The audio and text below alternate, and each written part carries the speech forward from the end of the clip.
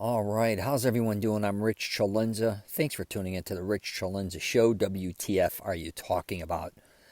So, what I want to get into today is basically how I went from always being sick to never being sick. Now, you may not believe me, but that's basically what it was like for me. I'm going to kind of get into what I think I did wrong when I was younger and what I may be doing right when I got older. And it was a lot of experimenting, I guess you could say. But when I was younger, so I was raised in a bar nightclub, and to a certain degree, with just not raised in one, but my mother and father owned one till I was 5, and then they got a divorce basically, so I lived with my mother. My father still owned his club, but my father said when I was a child I was very strong. I did crazy shit like rip the side of my crib out of its screws or whatever. I used to take the high chair and rip the top off and throw it. I'd crush cookies. I like to, I guess I was very rugged. As a child, he nicknamed me Tiger. But then, I don't remember that obviously, but as time went on, starting at around, I want to say 3 or 4 years old, I didn't feel good. Even back then, and I remember this distinctively, I had sore throats all the time, and I had earaches. And I think, once had an abscessed tooth on the side of my mouth, 3 or 4 years old, and my mother rushed me to the hospital. And I remember, if I'm not mistaken, they asked me if I was physically abused of some way or I got hit. Because I think that's what they thought, but it was not the case at all. If I'm not mistaken, I'm pretty sure, I haven't talked to my mother about that in 40-something years, but I'm pretty sure that's what happened, but I think I had an abscessed tooth. And like I said, my ears were always ringing. I just felt sick, legit. And this was in the mid-'70s, which there was horrible winters back then. I'm not saying they're not horrible now, but they were really bad that I remember in the Midwest, and we lived right on the outskirts of Chicago. So anyways, besides feeling sick and being around a lot of people that were sick, I just didn't feel good. And then after they got a divorce, I just always, I was kind of spitting up phlegm as a little boy. Always had kind of a runny nose. I don't know what was wrong with my immune system. I just did not feel good. And then I kind of jumped into this YMCA where I was, behind us we had the largest YMCA, I think, in Illinois, or at least the Midwest. It was a monster. This thing was like a hotel. It was big. It had so many rooms, and it had racquetball rooms, handball. It had weightlifting areas that I never even seen before, and then it had a pool with a diving board, like a low and then kind of a mid. And then they expanded it. Even in the late 70s, it got huge. It had an Olympic-sized pool, everything inside of it for that time, state-of-the-art, running track, all these different types of things. And I was able to sneak in there as a young boy and do a lot of things, especially at night. And they took a lot of the old equipment and stuck it like in a racquetball room. So no one would go in there. They'd all use the new equipment. So I'd go in there as a young age and always be working out. But I just did not feel good. I felt strong, but like I said, I was always coughing and I just did not feel good. So fast forward a couple more years and my throat starts closing up. I'm at the point where I remember even wheezing, not being able to breathe at night. And they didn't know what to do. My mother either. And I guess I had something wrong with my tonsils because they did an emergency tonsil removal. I guess from what I understand, my throat started to turn black and close up, so I couldn't breathe. And it wasn't an emergency like I had to have it done in a matter of minutes type thing, but it was, I guess, very rapid. And in the mid-'70s, they didn't. It wasn't as common to have your tonsils removed, but they went and had my tonsils removed, which I believe was the biggest game changer of my life, at least at this point in time, and I still think to this day. Because I was still having, when I was 6, 7, 8 years old, I think I actually had my tonsils removed when I was 7, 3rd grade. I think that's 7, 8. I don't know. And I had headaches, and just my head always hurt. I'd feel dizzy. It was hard for me even in school to pay attention, and I was very quiet for the most part in school, or I was very angry. And I think one of the reasons why is because I didn't feel good. And in Chicago too, I always never felt warm. I always was freezing. And it's one of the reasons I had to move to Florida literally when I was 18, not to be a bitch, but I despise the cold. I don't feel good in cold weather, even though now I travel. a lot. And a majority, especially in the winters, are cold weather, including Canada and Alaska I've even been to. But yeah, all over North America. And like, I usually, now that I live in Florida, I'll go from 70 to 85, 90 degrees, sometimes even, and mainly 80, 70, and 60 sometimes. Then I'm in 20 below. Sometimes my degrees change all the time like that, which is fine. I never get sick, which I'm going to get to in the future here in this podcast. But had the tonsils removed, felt a lot better. But I also, at a young age, started to have a lot of teeth issues. They had to put those like silver caps on my teeth because they were like, they for some reason were just, and it was probably because I was eating candy and I was drinking a lot of soda at my dad's bar, nightclub. I would say the candy and the soda was the main thing. And it was decaying my teeth. But even besides that, they were just hurting me. My mouth always hurt. So my mom was always taking me to the dentist. So I was in pain with that. But so when we had the tonsils removed, that helped, but I was still in a lot of pain with my mouth. And then I went on a trip to South Florida with my family members, and I got a hernia. I think I was trying to lift the luggage. It was too heavy, but I thought it was strong enough. I probably only weighed, now I'm like, I don't know, was I 9, 10 years old-ish, around there? And my hernia or whatever popped out, this little bubble near my leg, and it was in between my leg down below. And that popped out. I had to show my mom because, she's like, oh, shit, we went in. And I guess I was born with it maybe or something I did. It just popped. And so I had to have a hernia surgery. And I love playing sports. And I could tell with that hernia, it was like, you know what I mean? Like kind of always kind of in the way and I could feel it. So I had that surgery. Still having a lot of problems with my teeth. And after the surgery, I felt like $1,000,000 actually. As far as physically for a while. I felt really good, very strong. I still had the scar. And I'll tell you, when I was lifting very heavy weights for many, many years, if I went to deadlift 400 or 500 pounds, I could feel the pressure in that thing still to this day. But I never injured it. And I think they even said maybe you're going to get a hernia on the other side.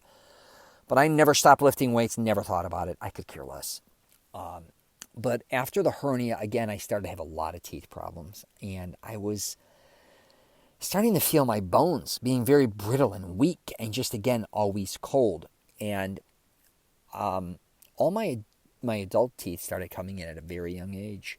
And then I had to start going because I couldn't even bite down. I was getting these shocking pains in my mouth at like 10, 11, 12 years old.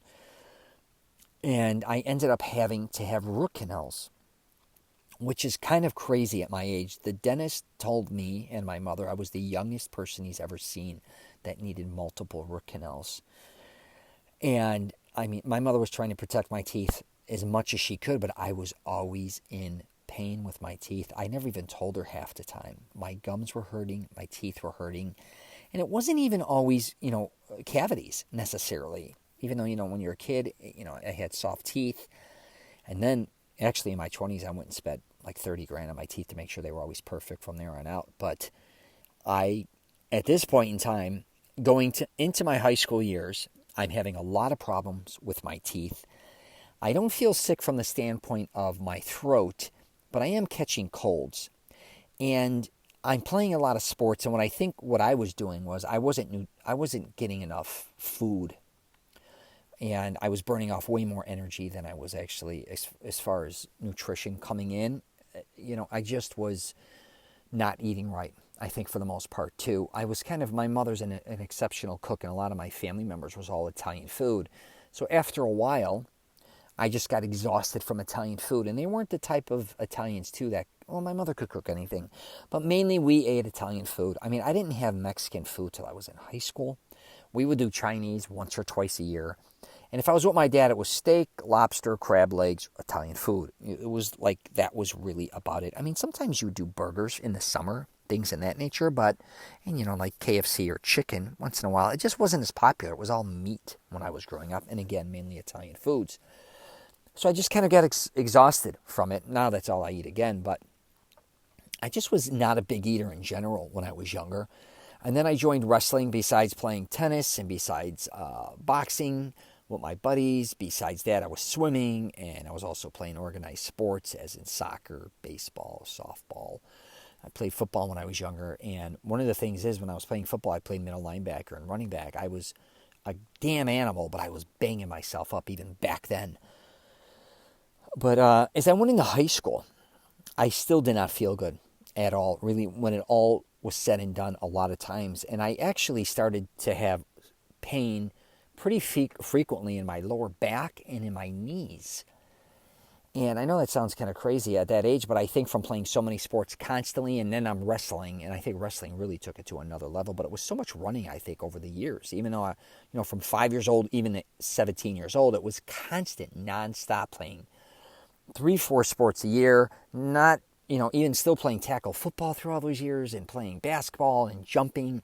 And I was very extreme, and even I think I was lifting weights at a very young age, getting really serious around 12 years old. 13 years old, 14 years old, always lifting every day. Besides playing sports, I go wrestle all night and then come and lift weights, or go wrestle, box, lift weights. Like, I was just probably destroying my joints.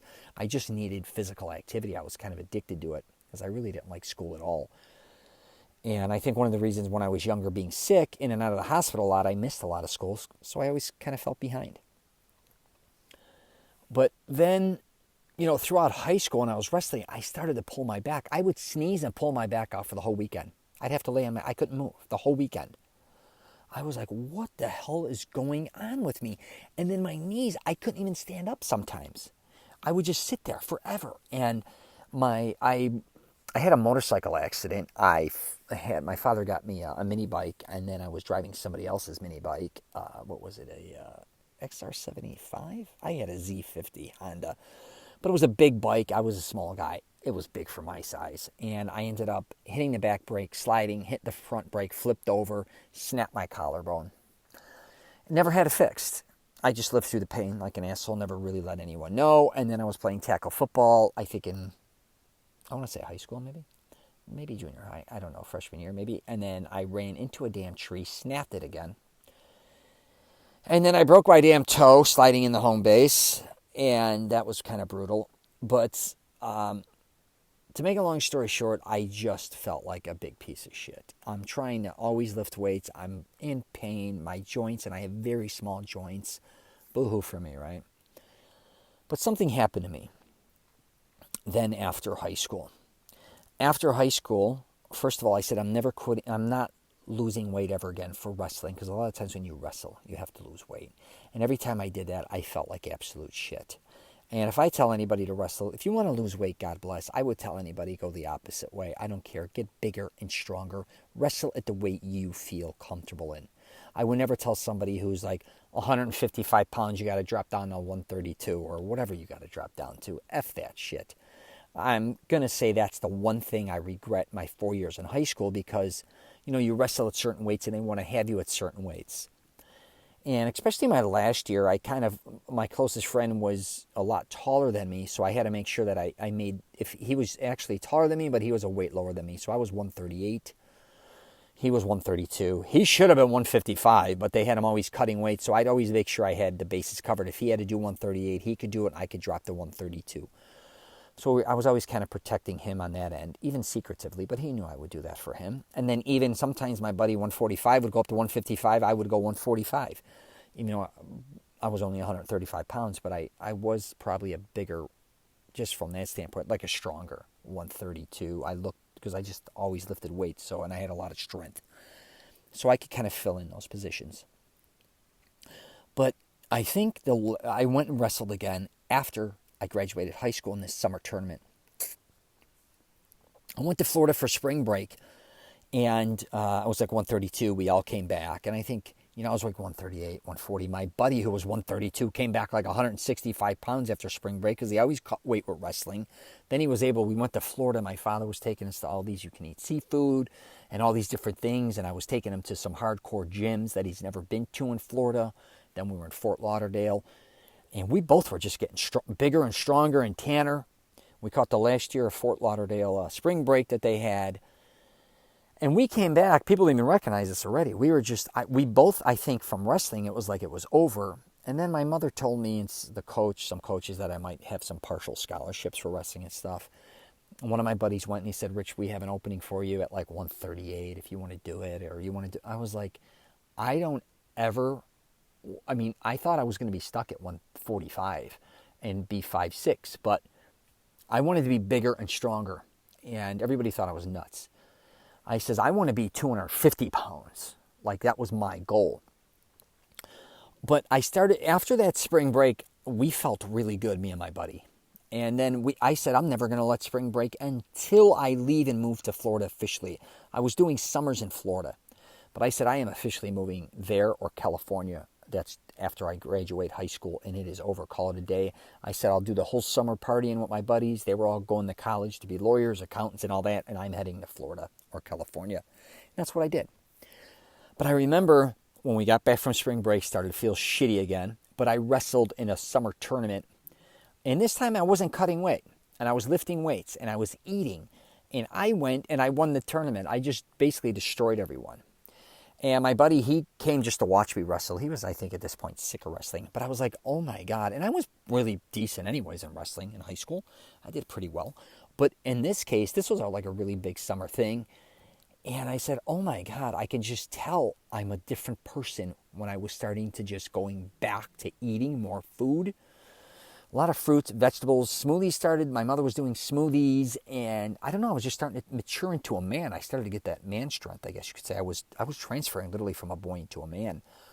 So when I moved to Florida officially with my father right after summer ended, I just started eating everything. I just said, I want to be big and strong, and the only way this is going to happen is if I eat. But something shifted. I can physically tell something shifted where I went from being sick and weak and even my bones hurting, my joints, and now I felt like, I can't even explain it, like a different human being. The more I ate, the more I lifted, the healthier I got. And I literally went, and I discuss this all the time, from like 135 pounds to 210 to 220 very quickly in like a year and a half, max 2 years. People didn't even recognize me when I would see them like a couple years later in high school. I once wore my buddy's football jersey to a high school basketball game because I went to St. Joe's, which is a famous high school for basketball. They did the movie Hoop Dreams. But I put on my buddy's football jersey with the back of his name, just, goofing around going back to a high school football game. It was actually at a tournament, Proviso West, not even mine, and they were shooting Hoop Dreams. So I knew a lot of the kids in high school, the younger guys. I used to love them guys. They were coming. No one recognized me. They thought I was wearing shoulder pads, because when I went from one extreme to the other. But the thing was, too, I wasn't even always eating the healthiest foods because I was in and out of all these bars. My father was in the vending business. So I was eating BLTs, I'd be eating chili, I'd eat sandwiches, and I was always eating steaks and Italian food, even when I didn't want to eat. I also took like Gainer's Fuel and some Genesis shakes, like some shakes to gain weight. But for the most part, I just constantly ate and constantly lifted weights. And I said, if I'm going to have one burger, like a Whopper, I'm going to eat 3. If I'm going to eat it, like, this is obviously fast food. If I'm going to eat one Big Mac, I'm eating 3. I just said F it. To go heavy or go home, I used to be obsessed reading magazines, Muscle Fitness, Flex, powerlifting magazines, and all these dudes did was eat. And obviously, they took steroids and things, which I didn't take, and I didn't even really know that much about it at that point in time. Steroids was not as, it was there, but it wasn't as mainstream, and they all, for the most part, lied or never talked about it. That was something that was kept on the down low. And, so we had these animal packs and things like that we would take. You could get at GNC or wherever. And I just started finding myself never getting sick. And the more I ate and the more I worked out, the stronger and stronger I felt. Now, I think a couple things happened here with me. One is I got into a warm climate. Now, this may sound stupid. I once met a very famous actor. He's Italian. And we had lunch together once. And I told him when I was young, we're from the same neighborhood where our families are. And he went to California, and he's older, but I went to Florida. And he hated cold weather. We started to talk about cold weather for us. And he's like, he's Sicilian. And I says, I don't know what it was. I never felt good in cold weather. And he says, Rich, we're Italian. And I said, well, we're both born and raised in Chicago. You would think we'd kind of adapt to it. He goes, no, if you think about it, if you go back to our roots, he goes, if we're Italian, because our family's from Naples and Vasto, more southern than, I guess you could say, northern. He's Sicilian. He's like, I think it's almost a genetic thing. And I kind of laughed, and I said, well, I kind of find truth to that, because I can't stand it. But a lot of Italians obviously have no problem being in New York, Boston, Chicago, cold weather areas, especially Canada. Jesus, there's tons of Italians I run into. Toronto, Vancouver, Edmonton, all over the place. Well, Vancouver's not that cold, I should say. But, some cold places. Even Montreal. Excuse me. So, and the other thing was rest. I've done podcasts on this. What I think also I always had a problem was I'm very high strung. When I was in junior high, even high school, or even, whatever, I couldn't fall asleep early. I was always like a midnight, 1 in the morning. And as you know, you're getting up for school. Could be 6, 7, 7:30 in the morning would be even late because a lot of times you got to be at school at 8 or whatever time, 8:30. So sometimes you're getting up. I just was never getting the proper amount of sleep. And back then, I very seldom napped. I would just collapse if I napped. I would just be out for the night. But when I went to Florida, I think the heat and working out helped me kind of fall asleep to a certain degree and take naps throughout the day. And where I would take these naps is in my father's car because we would go from one bar to another bar to another bar. Sometimes the trip would be long, and then because there was movement, I think, in the car, it would just relax me. And I'd fall asleep a lot of times in between and have these short naps. They could be 10 minutes, they could be 25, 30 minutes. But sometimes I would take more than one. And it was like a rejuvenation. And as time went on, literally, I very seldom ever got sick. And when I tell you, if you know me, at least in the last 30 years, I've never used an excuse for work being sick. And I don't care where I go. I don't care what the temperature is. Also, my back, my knees, everything for many, many years. And I was lifting a lot of heavy weights. Felt incredible. It was like I was a new person. It was like I found the fountain of youth, whatever I was doing. And a lot of that was eating, like I said, resting. And I think the change of climate really helped me. But what's quite interesting is, though, now, like I said, I'm in a lot of cold weather and I change climates like crazy. The other day, for instance, I'm in Florida, it was 85. I went to New York, I think it was 23. Then I might have shot to Vancouver. It was like 0. Was it Vancouver? Nope, it was not. It wasn't Montreal. I'm so sorry. It was, it'll come to me. I'm in so many places, I don't remember. It's another part of Calgary. Sorry, it was very cold there. And then I shot to San Francisco. It was 50. Then I came back home. It was like 75. Then I shot to LA and it was 7. I shot to, I was in San Diego. And before that, I was in Vegas. All these, sometimes the climate changes are unbelievable all over the place. Plus, I'm in so many planes and I'm in so many different hotels. I'm in a different hotel every day. You would think either my immune system is just unbelievable or something in my body just refuses to be sick. And I think that would be the other thing is when I left Chicago, I just wanted to leave it all behind. Like it was like just laying, just like a snake, even though I don't like to say it, but like shedding my skin. I'm like, this is it.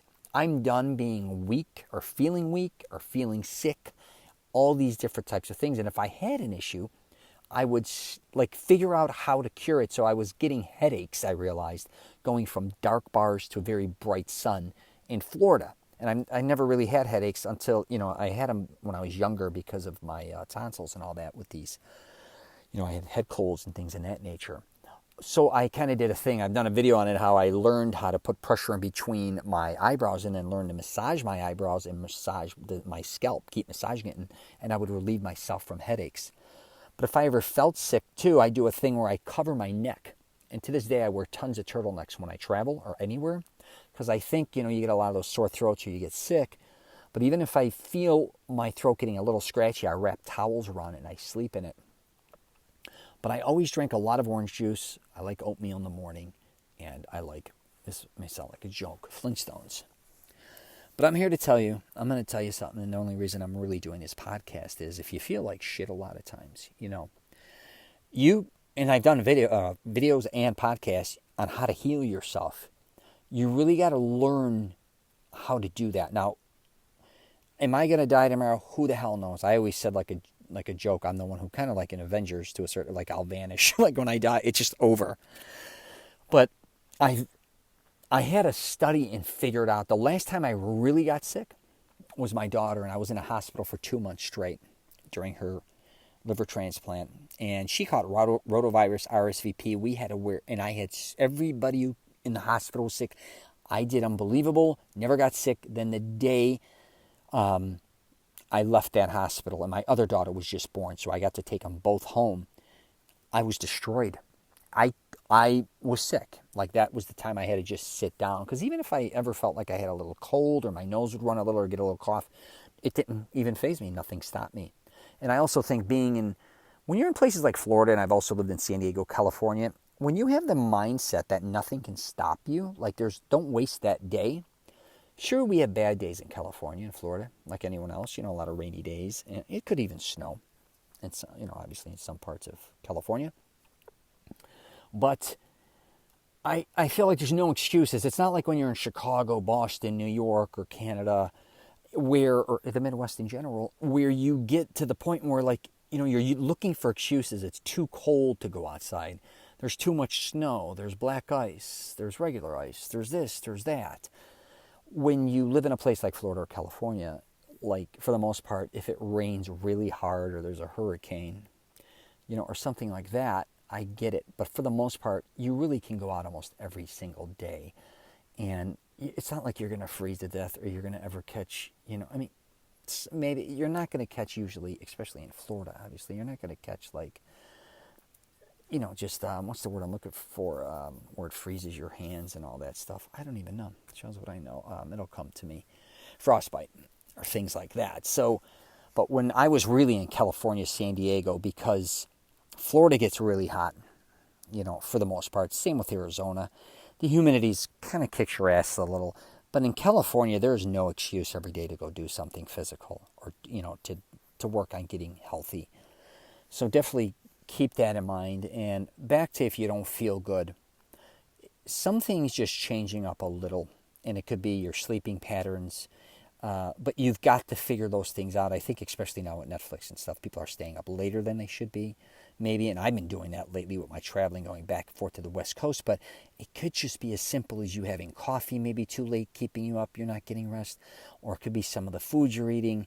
And sometimes you think, okay, I'm going to quit, fast food, or I'm going to quit this, or I'm going to quit that. It may not even be that. It could be something that you're eating that you think is healthy that could be not as healthy for you. Like certain vegetables or fruits just may not be agreeing with you, or certain types of foods that you've been eating your whole life. And you hear about these things all the time. People finding out much later in life they're allergic to a lot of things.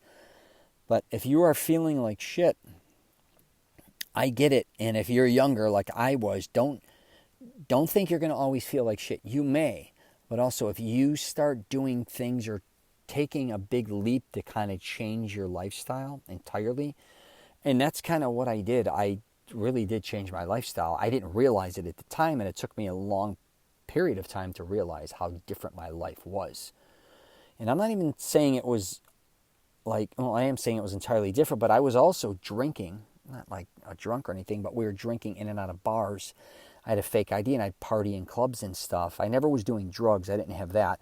But we would drink and stay up really late at night on weekends for the most part. And I was in a lot of smoky bars. Everyone smoked back then in the 80s and 90s and even 2000s. So, but yeah, I just wanted to do a video on that, what I went through. And I think a lot of people, go through that too in different times of your life. You're going to feel better than other times. But if you just keep seeing yourself not feeling good, man, if you're a guy or a woman, whatever, you go to the hospital or go to the doctors, kind of, see what maybe they can help you. I think a lot of us get afraid to go to a doctor. I know I was growing up, and that was another thing. I refused to go to a doctor. I would even lie on all my exam or physicals. I'd sign it myself. I didn't care. I would sign my doctor's name or just make a fake signature. And no one ever questioned me, which is horrific. But I despise going to the doctor. If I would have maybe went to the doctor and they would have checked my blood because I was deathly afraid of needles, maybe, I might have been low in iron, all these things, they could have helped me. But I was always thinking, oh, no. I'll take care of it. I'll cure it. But if you're older, I don't care if you're middle-aged, because they do these, what is that study? I've discussed that before, where a lot of men don't go to a doctor for 10, 20 years at a time, and before you know it, it's too late. Nip it in the bud, man. A lot of times if you're feeling like shit, it's like a car. The car engine, if it starts breaking down, it's not going to fix itself. It doesn't usually run better as time goes on. It just keeps getting worse until you fix it. And I get a lot of times we're more afraid of hearing bad news. That's kind of why we don't want to go to the doctor. right? It's like maybe the bad news, I don't want to hear bad news, and I also, if I just keep going the way I'll go, maybe it'll just go away. That's not always the case. All right, so you got to pay attention to these things. And sometimes I feel like some Mr. Do-gooder talking on my crazy podcast, but I'm telling you, man, you don't sell yourself short. You know what I mean? Life is very precious. I lost, actually, this month, 2 pretty good friends of mine, and I'm shocked because both were extremely healthy, and they were young. And I saw one of them, and 5 days later, they told me he got pneumonia and he died. And I was like, how the hell did that happen? Now, that can happen to anybody. And another one, I don't know how she passed.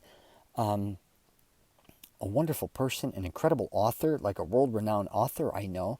And I had coffee with her not long ago, and I would invite her out to Italian dinners with me sometimes, with me and my friends. And then I was supposed to meet up with her for coffee again, and another friend texted me today, messaged me, and I said, holy shit. You know, life really is crazy when it comes to that. So I'm always doing these things, too, regarding health. Please pay attention to your health. I don't care what it is. So, yeah, and if you do feel like shit if you're younger, if you're a teenager or even in your early 20s or whatever the case may be, don't think of getting older as getting sicker or weaker. I had to flip the script on that one and just say, as I'm getting older, I'm just going to be stronger. And I'm not going to get sick because I don't want to accept it. And I swear to God to you, for the most part, I may have had a cold a couple times, but really the last time I got sick was 1999 when my daughter was born. What was that, January 25th? I know it like, that was truly the last time I couldn't. I remember another time, actually, I take that back. There was a film festival my film got accepted into in Miami. And I went down there, and this was probably 2005 maybe. But I went down there and I was driving back. I had a new car. I got a 300 Hemi C with my buddy. And I was driving it, and I loved this car. I was like, oh, I love driving this. And all of a sudden, I was driving, and I felt my body shut down. It went, whew. And I said, holy shit, I don't feel good. You got to drive. I went home, and I think my ex-wife, who was wonderful, she said I never took medicine or anything. She never knew me ever getting sick. She used to say I was Bruce Willis in that movie. I can't remember it. When he never gets sick, they get in a big train wreck or whatever. Unbreakable. She used to call me Unbreakable. She's like, just take NyQuil at night and do that. I'm like, I don't take that. She's like, do it or you're going to get sick. And I did do it. I felt a little shitty, so I should say that was a little shaky, but that stuff was a miracle worker, and that was the name of that tune. That legit was probably the second time I've been sick, but I don't even know how sick I was because I never stopped doing it. I still got up, took my kids to school, still went to the gym, and blah, blah, blah. I felt crummy, I'm not going to lie. And another time I may have had a cough for a little bit. I don't even know why, but I didn't feel sick at all. It was weird. I don't know what the hell that was about, but anyways, I'm going to wrap it up there. If you get a chance, definitely check out my YouTube channel. I've been doing a lot of things fitness related. Today I did a crazy I did a crazy video called I Don't Give a Fuck What Day It Is, Get to the Gym.